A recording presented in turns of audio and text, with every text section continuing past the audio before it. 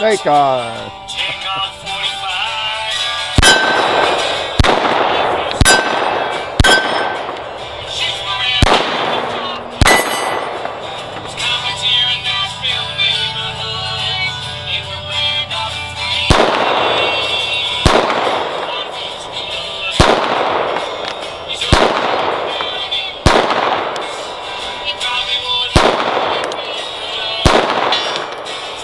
What's that one doing?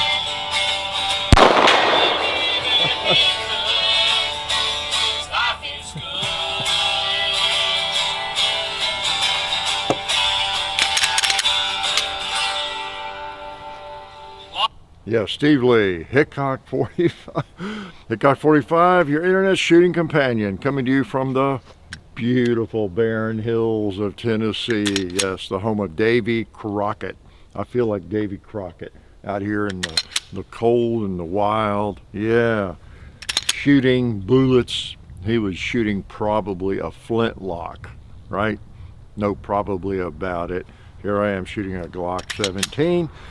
Times have changed, yes. Although if Davy Crockett had had access to one of these, he might have had one on his belt. Yeah, some extra ammo in a coonskin pouch of some sort. So, yep, we're here, and it is a little chilly. Maybe, I'll look it up. I'll Google it and see if I can figure out why it's chilly. Because it occurred to me it could be because it's January. Yeah, in Tennessee, January is cold. I mean, generally it is. So, but again, I can find a day. Gotta shoot at least once a week. Even if John's out of town, we're not doing videos. We try to get some videos done in the fall in the nice weather, summer, whenever, and so that, you know, we're not as inclined to come out in January and February and do videos other than the Sunday shoot around. So I'm going to shoot some no matter what the weather is.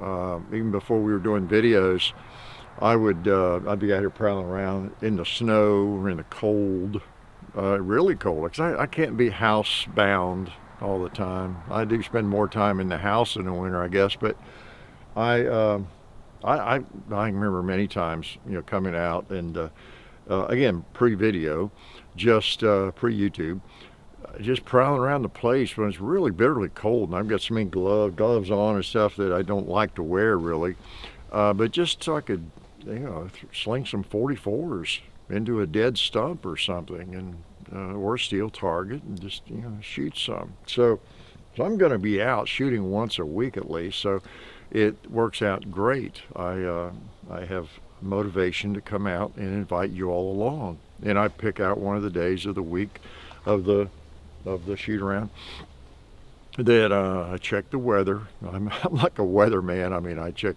when you do a lot of stuff outside, you just check the weather a lot, don't you? I've got an app on my phone, and I check it every morning, first thing when I get up, and just see what it's going to be like today and the week, and I see, looks like Wednesday, it's going to be up in the 40s, you know, or something, or whatever, Monday or Friday or Saturday, you know, and yeah, it'd be a good day to plink some, do a little Sunday shoot around. There still are people who think I do them Sunday morning really early in the dark, and then have them live by 5 a.m. Central Time. Yeah, there are people who seem to think that. So anyway, here we are. Good week, and as you notice from the thumbnail, still celebrating Glock. I last week was earlier in the week, just before Gaston Glock died, so I didn't say anything about it. I mean, I knew it was going to happen, but I thought I won't say anything about it. I'll let people find out on their own. Brilliant, right? No, actually, it happened, I don't know, the day after we filmed or something, and I'm sure people wondered, like, wow, Hickok, you didn't even mention Gaston Glock dying. What's wrong with you?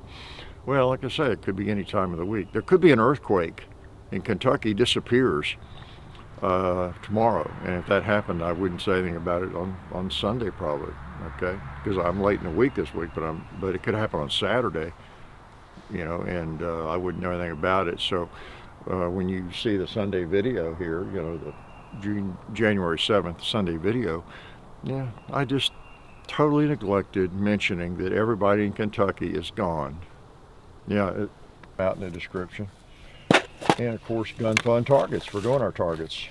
Yeah, I got some Underwood 147 grain ammo. I might shoot for it quick here. Brought my Glock 19 back out.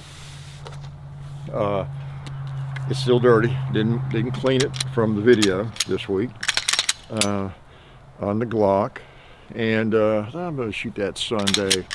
And you know, let's just shoot this. It'd be appropriate to give it a little more press. The old Glock 17. I even have my Glock 19. Yeah, in my flapjack Alabama holster here. Yep, Glock 19. That's an old one, a really old one. Yeah.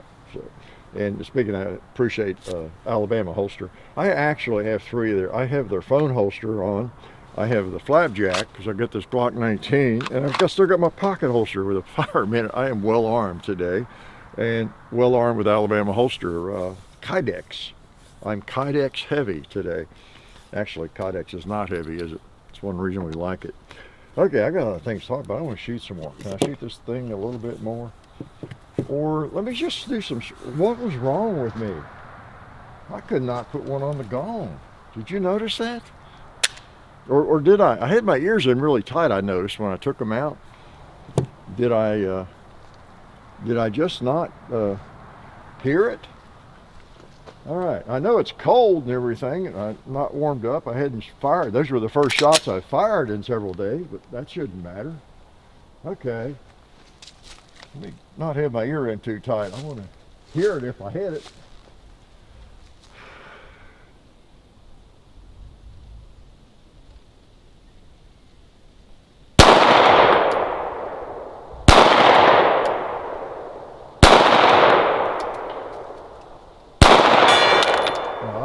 Okay, I think I see the shoot.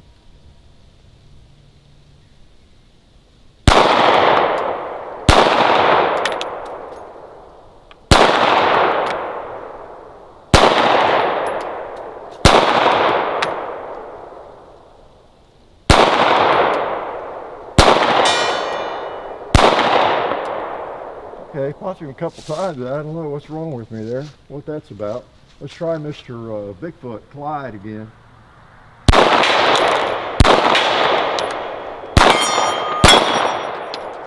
I don't feel like I'm flinching or shaking. I'll shoot again. Try. Yeah, old Gaston. I hope you enjoyed that a little bit.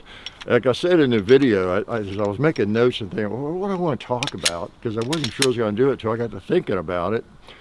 And I was just going to do it today in a Sunday video, do a little, I don't know, Glock stuff in honor of Gaston Glock and everything, his creation mainly. And then I got thinking about all my history with the Glock, and I said, you know, man, I really do have a lot of experience with Glock, just all the different guns and the calibers, and went through those things I talked about in the video and competition and when the 40 came out and the excitement about it and everything. I think you to talk about it. Let's just do a video. Well, I'll do it. I'll yak about it. Then, as I said in the video, I got to thinking, man, it seems a little narcissistic.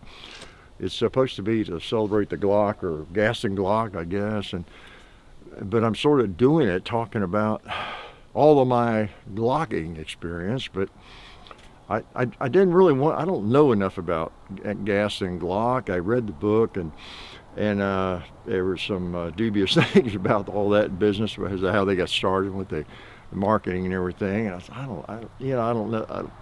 I don't want to spend 20 minutes praising Gaston Glock. I didn't really know him that well. Like we feel like we know John Browning, maybe, or something like that. The Saint John Browning. I just want to kind of honor him by talking about my vast experience and enjoyment of his creation, and I think that does honor him. Doesn't it? So all your experience with Glock. Or the 1911. I mean, in a way, that is an honor to John Browning. You're honoring John Browning. So anyway, I didn't feel narcissistic, but well, I'm going to talk mostly about me and my Glocks. So, oh, I have one person I couldn't. It was so funny. You may have seen the comment. He, you saw the thumbnail. John's been messing with the thumbnail, some capabilities there, if you noticed, and so some of the videos will have snazzier thumbnails now. But some of the thumbnails we have are guns we've done videos on. We don't have the gun now. We're sitting back to bud or whatever, so you won't see that. But some of the videos, we'll probably do that. I don't know. It's John do it. He fiddles with it on his phone and makes it. I don't want another project, but just a matter of taking the photos and doing that. But but oh yeah. And so, what did we put on that one? Well, he's the one. He found a picture of Gaston Glock. He said, "What do you think about this, Dad?" I don't know. I guess that's fine, And he put R.I.P. Mr. Glock on there. Of course, rest in peace, Mr. Glock. That was his name, Gaston Glock. Somebody wrote a comment, said that I don't know, something. He was like upset, mad, or with me, almost angry about using. You think you're Mr. Glock? Oh, I have news. Just because you have a YouTube channel, they make you Mr. Glock. A lot of people use Glocks or something like that. What? You might have seen my reply. What? Okay. You do realize that there was a man named Gaston Glock, as in Mr. Glock. There was his picture on the thumbnail. Rest in peace. R.I.P. means rest in peace, Mr. Glock. It wasn't me calling myself Mr. Glock. Anyway, it's funny. It takes all kinds to make a world, doesn't it? Yeah, it really does. Speaking of John, so yeah, you'll be seeing some of those. You've already seen some of those thumbnails. Once we, like I said, we work hard, so we don't have to do videos in January and February. It's cold, and so we have several videos in the bank. Some of them will have that thumbnail, some will not. We also, by the way, have, as you might have noticed, I posted one last week, I guess, but we still have 3 or 4 videos that go back into the federal days, okay? So most of you know this that follow us. Oh, okay, that's an older video. He's promoting federal or whatever, and they're no longer a sponsor. Widener's is our ammo sponsor, and just be aware of that. I've got 2 or 3 more I'm going to post. In fact, you probably saw one this past week, another one. That's just the way it is on YouTube. The time, you don't want to go in and take videos down, put them back up, and modify. You don't do that. So it's like there's a lot of videos out there with promoting others. We've had other sponsors, through the years, and the NRA, for example, and so people run across those. And 99% of people realize that's all a video. It's like you do, I do. We look down at the date on a video, and if someone says, "I'm going to die tomorrow" in a video, you say, "Oh, really? When was this made?" or whatever it might be. So it's just the way that goes. Yeah, speaking of John, though, he's hot into the comedy, man. So if you're in Panama City, that's in Florida, okay, and on January 12th, and that will be what, next weekend? Yeah, January the 12th, he will be there at 7:30 at the Last Resort Comedy at Pier Park, okay, on the 12th. And then January 13th, the next day, he'll be same time, 7:30 at Little Village. Big Laughs at Little Village, it's called, okay? So on the 12th at Last Resort Comedy, and at Little Village on January 13th. If you're down that way, say hi to him, okay? Tell him his dad's out here freezing, and he mentioned that. Again, no giveaways on TikTok or Snapchat or Insta or Telegram, whatever all those places are. Just a reminder. I'm gonna start doing like Paul Harrell does, remind you on every video. Can I shoot again? Glock 17. Maybe when I empty these mags, I'll go to the 19. All right. All right, let me focus again on that gong. See what is wrong with me. All right.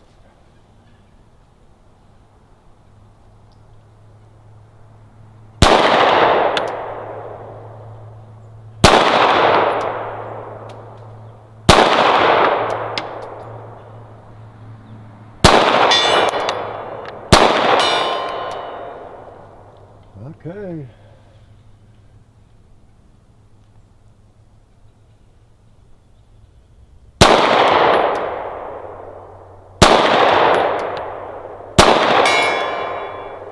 Okay, I wasn't holding high enough. You know, I think the cold weather has some effect on that, I guess. I noticed in the Glock video, the first time I shot this, I was missing. I was going low, and then I raised her up. So that's what that was. How about the buffalo over there?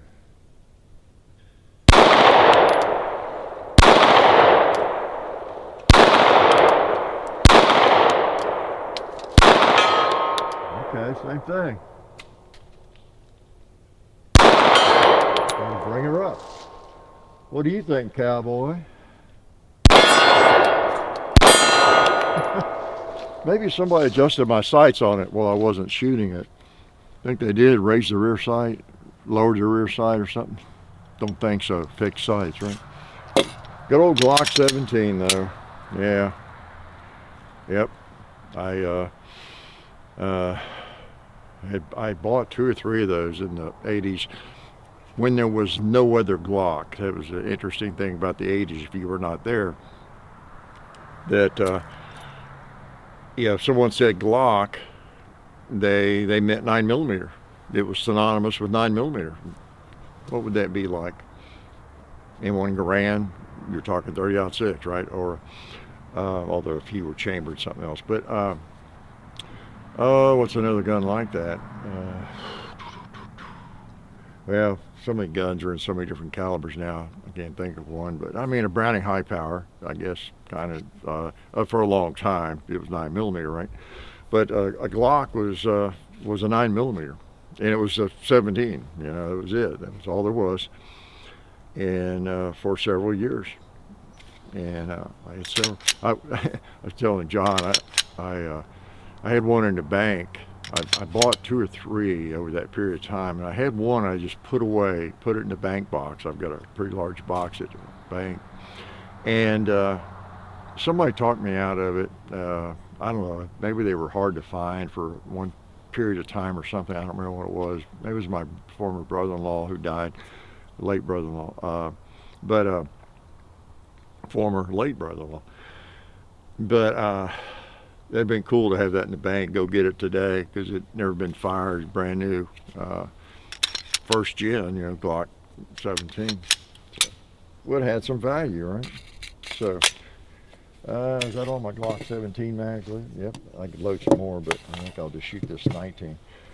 Oh yeah, and in that video, I mentioned you know, having you know, won the subcompact Glock 26. With my Glock 26 in that one year. It was 2002. I knew it was around that time. And I had a picture. Someone asked about, show us the picture, whatever I mentioned. Oh, well, here it is. I found it on the barn wall. Isn't that pretty? That's me in the living room. Boy, it's an old, that's not digital photography. That's it. Plus it's faded and some cheap camera.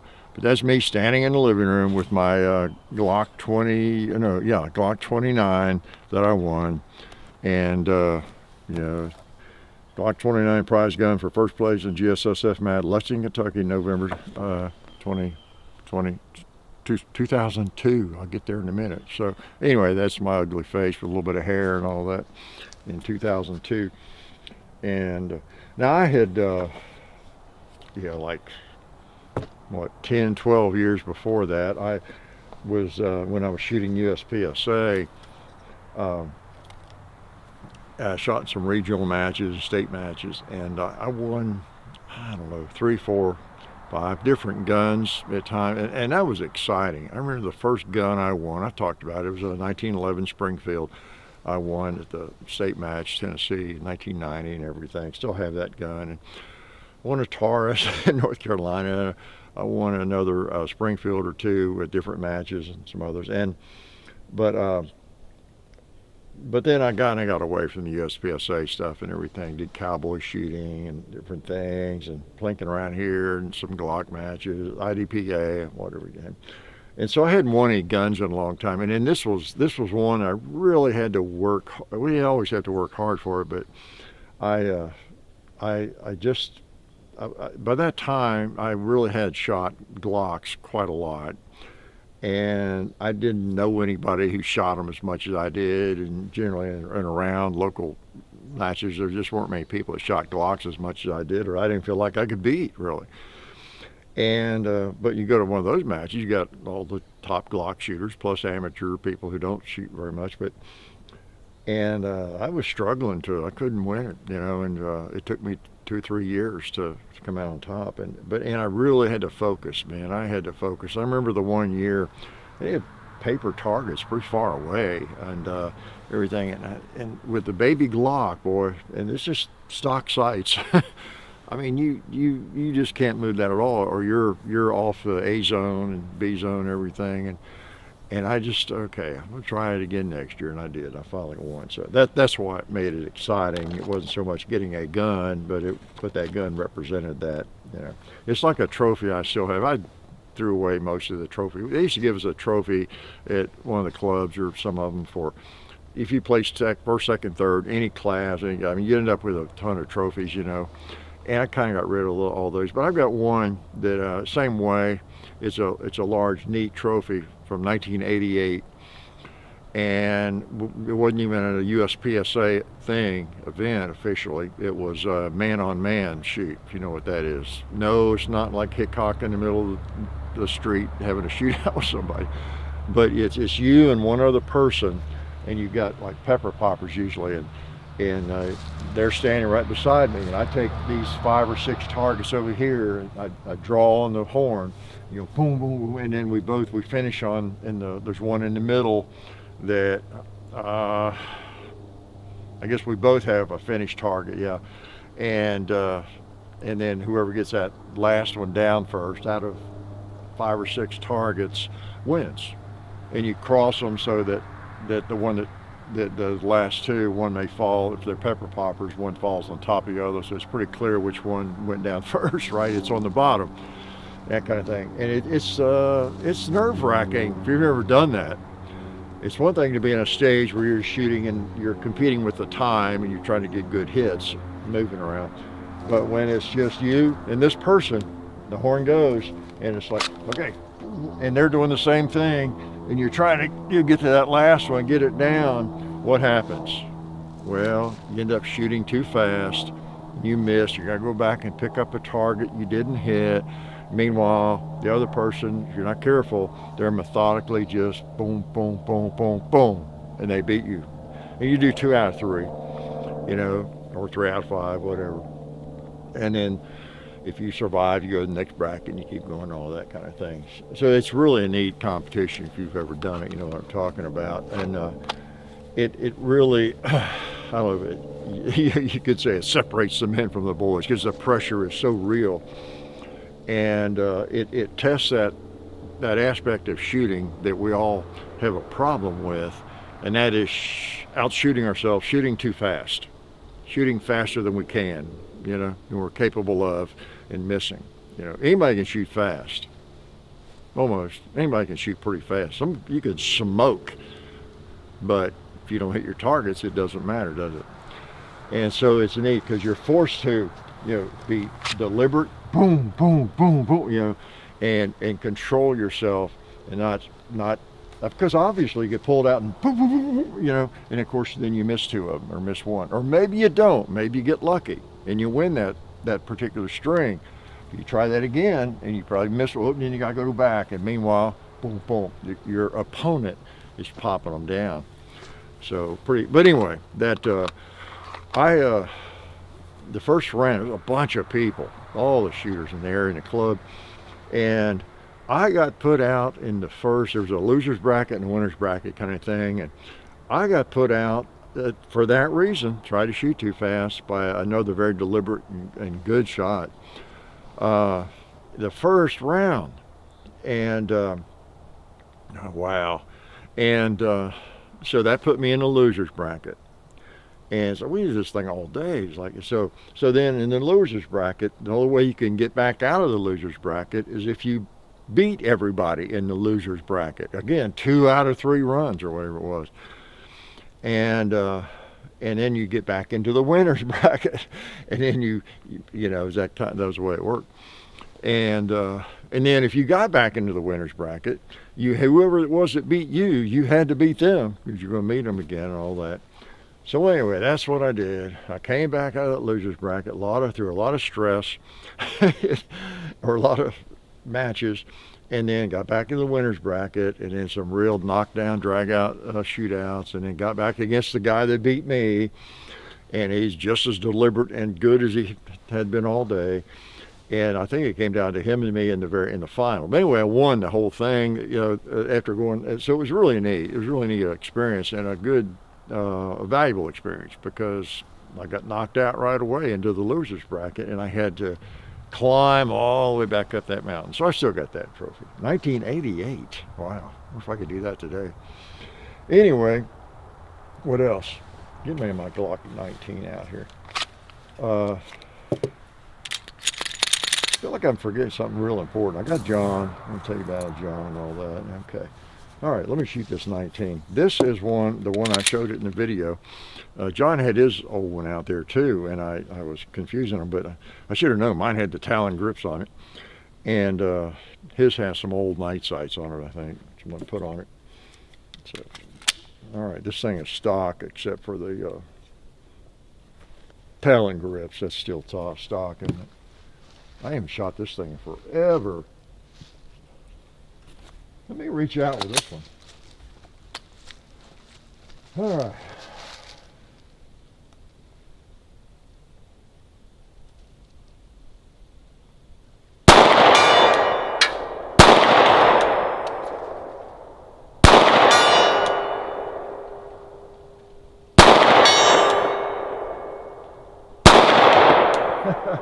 Maybe I just need to stick to my 19.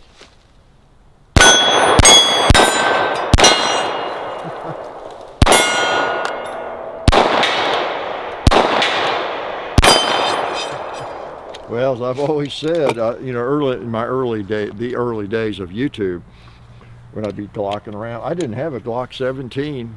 I had whatever, let them get away, the early ones I had and everything. And I used to say, I don't have any need for a Glock 17. People would ask me to do a 17. Why don't you have a 17? I said, well, it's just bigger than I need. I can put a 17-round mag in this, or a 30-round mag, whatever I want, and I just seem to shoot it. Feels as good. It's more compact. Hey, it's more compact. I think it's called a compact. And so, but I finally got a 17, and I like it. But I think I'll still shoot the 19 maybe better. Maybe because of the grip. It doesn't have the hump in the way. And Lord, let me try that gong again. I feel a lot better about that. Yeah, look at that.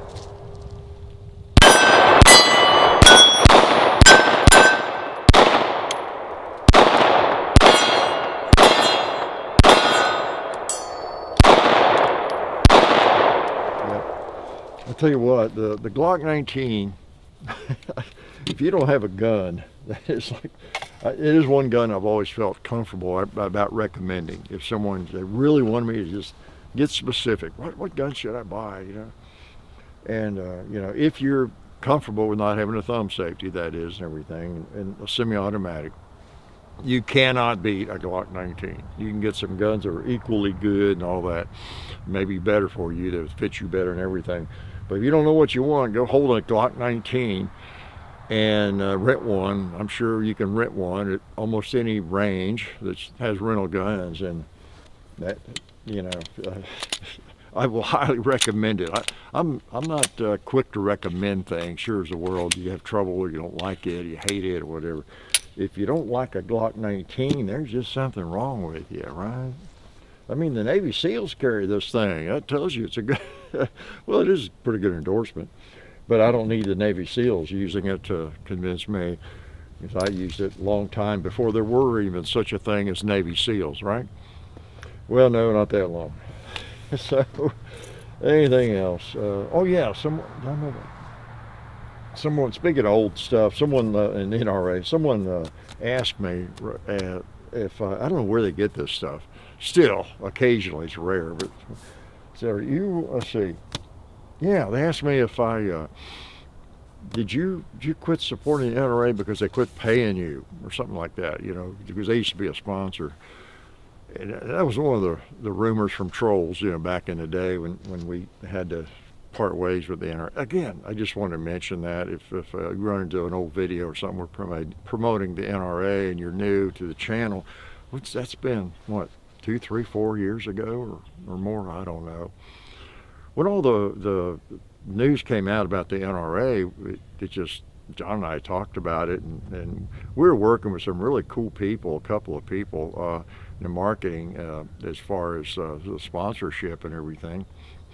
And we had specific requirements before we would accept them as a sponsor, whereas they had a different way to do it, a different plan where you get a percentage of memberships and all that kind of. We don't play that game. Just here's what we charge, and then per month, and I've been an NRA member my whole life, and be happy to give you some publicity, for this amount. That's what we did.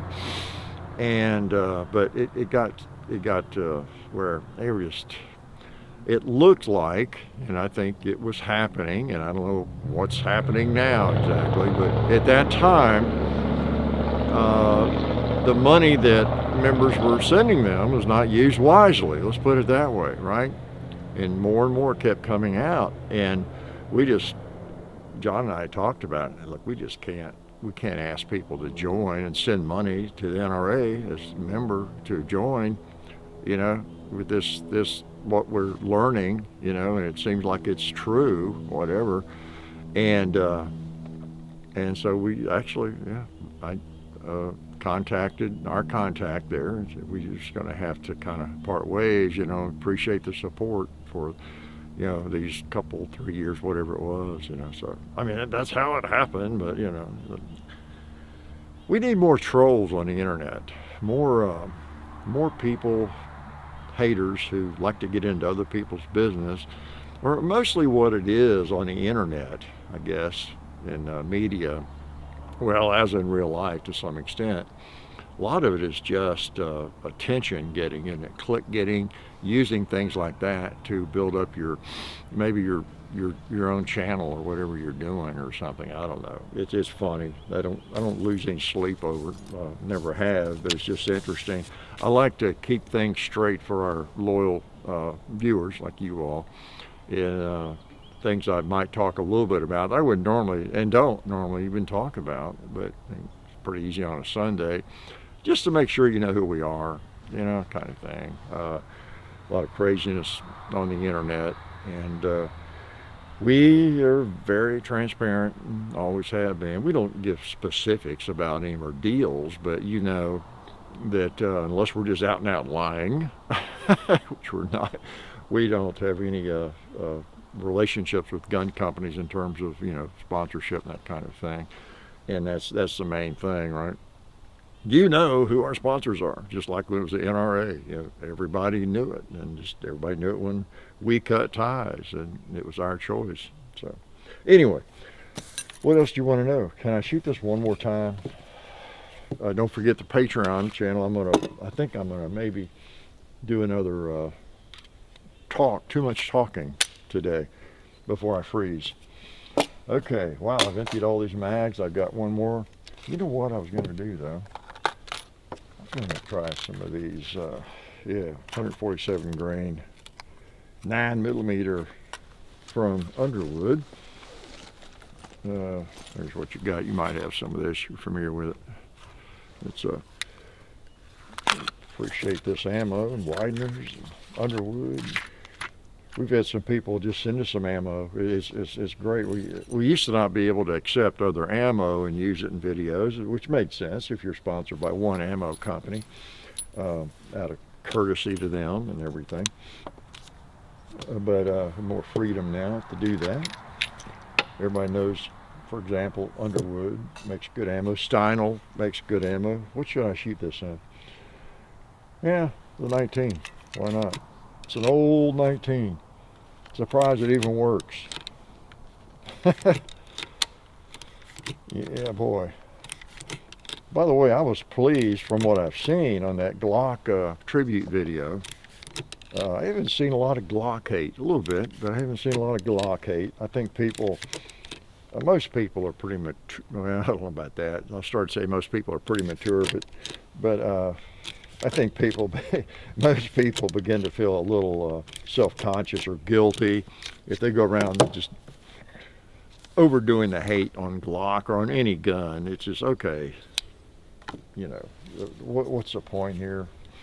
How many millions of people love this gun or this car or whatever it is? You're not really adding anything to your credibility by going around and just punching it all the time. Okay. All right.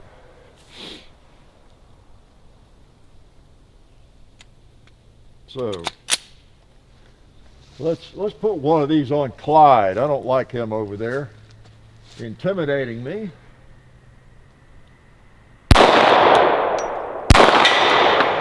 Pop that booger.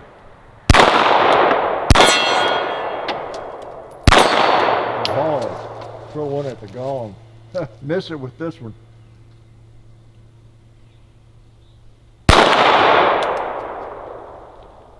All right, popped him. All right. How about a Kentucky 2-liter? Let's. I'm gonna get in front of that propane tank. See if it'll go through that and hit it. Probably not. It did. I think I heard it hit it.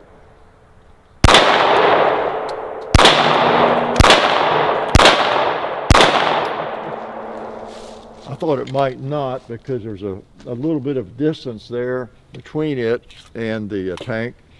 And then these are holler points. They're holler, okay? And when you have a holler point, of course, 147 grains, so it's going to retain a lot of it. So I think it did go on through and hit the propane tank. If it had been a really light, maybe a 115 grain hollow point going really fast, it might not have gone through and hit the propane tank, right? So it just kind of depends. Yeah, for a defensive round, you actually, well, it's a tough thing. You want penetration, but then you also want the energy expended in the soft target generally, right? You know what I mean. But you're safer that way. All right. This is a serious round.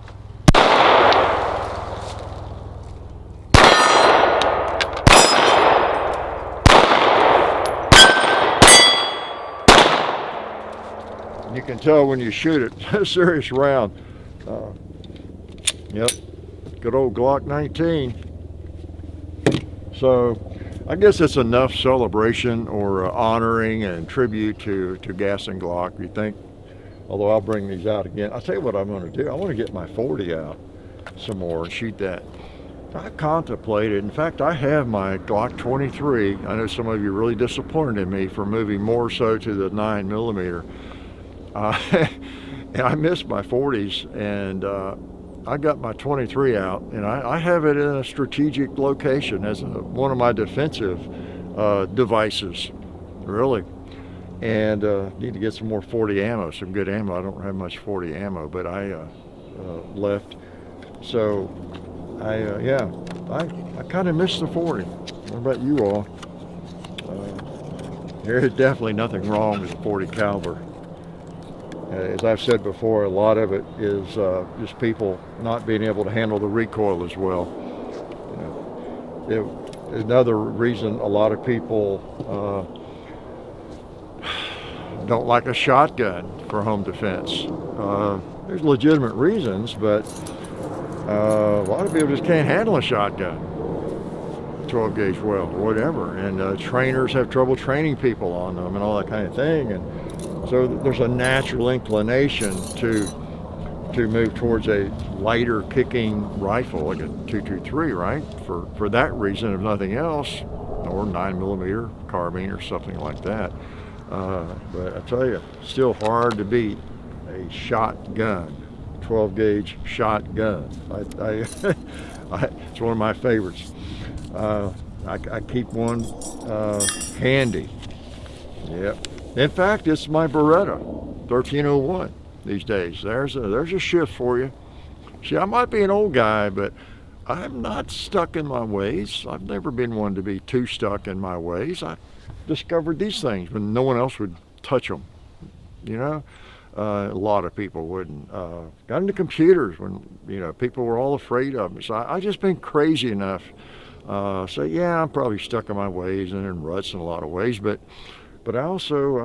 man, if something, like I've been stuck on a pump shotgun. I've just kind of always been of the opinion for most of my life, yes, I'll trust a pump shotgun more than a semi-automatic. Shotgun shells, the consistency of the shells themselves and things are one of the things that make shotguns a little less reliable. You got different crimp and even length on certain shells, and they're all supposed to be 2 3/4 or whatever, and there's just a little bit of difference. Y'all know you've loaded magazines, and this brand will all fit 7 in, and this brand 7 won't quite go in, or whatever. But that's gotten a lot better, and the semi-automatics are much more reliable. The M4 Benelli in that Beretta 1301, that thing just feels so reliable. I may mention in a video, someone I was reading an article mentioned how he trusted himself. He trusted this 1301 to not malfunction more than he trusted himself to not short shuck a pump shotgun. That really stuck with me, got me thinking, because I've been known to short shuck a shotgun. I'm messing around and everything, and under stress, I don't know, it could happen. Maybe not likely, but it could happen. And probably about as likely as the semi-automatic to malfunction. So it's not like, that pump shotgun's 100% reliable and the semi-automatic is 90% reliable. I come to believe that that's really not the case, probably, and that Beretta has not malfunctioned yet with any ammo, and I like it too. And yeah, it's now my grab and go shotgun. I'm not going to give up my pumps, but I like that 1301. I really do. So, do I have any advice? I've gone long. I didn't mean to do that. Young people, what do you need to know? Anything? Hopefully you got some plans for this new year. Guess what? It's 2024 right now, and hopefully you got some, not necessarily resolutions, but you're working on improving things like your diet, maybe your financial life, and all that kind of thing. There's a line, I've used it before. You've heard it. I don't know who originated the line, but it's show me your past and I'll tell you your future. Maybe some of y'all know where that came from. Show me your past and I'll tell you your future. That's very close, if that's not it exactly. And it's something I think is good because it I may have said this very same thing before, I don't remember, but it's a reminder how we can get so stuck, right, in our ways, and it's hard, how hard it is to change. Habits are hard to break. It's difficult to change. It's that simple. And you can name people. You probably know lots of people, your family, trying to change something, or whether they're doing it their whole life. You've known them 10 or 20 years, and they've got patterns that just never change. Okay, bad habits, good habits, whatever it is. And that's, someone who has trouble with this or have trouble with that, whatever. And there's so much truth in that. Show me your past and I'll tell you your future. I know whether you'll do this well or not because I've seen you in action. Well, on another level, that can serve as a challenge to us because we all have difficulty in changing, breaking bad habits or whatever, improving ourselves. So let it make you mad. Well, what do you mean I can't change? Show you my past and that will indicate what my future is going to be. No, I'm capable of doing something different or better. Well, yeah, take that as a challenge, okay? Because it really is a truism. It's a truism. So maybe it's up to us to challenge ourselves to make that untrue, to break that, because if it is a bad habit we're trying to break or something. So I don't know if that's of any use, but take it for what it's worth, for what you paid for it. How's that? All right. Do you want to see this pretty picture again? Isn't that a handsome dude? What a guy, holding a Glock. Oh gosh. Yeah, I guess I can't deny, well, being a Glock fanboy, at least having been one. All right, a pretty strong one for a period of time. But I like them all. And you know what? Before I let you go, I've got one magazine. I've been shot here. Look at that, a loaded magazine. Let me shoot this and then make you leave. How's that? All right.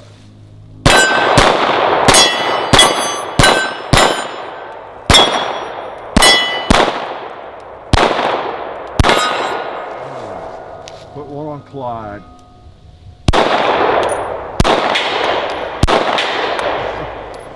Make sure he's awake.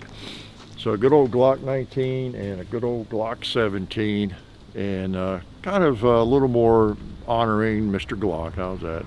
Quite an invention. And they shoot well, no doubt about it. So I'll see you next week. I'll be out here freezing again, I'm sure, because I doubt that it's going to warm up a whole lot. So talk to you later. Life is good.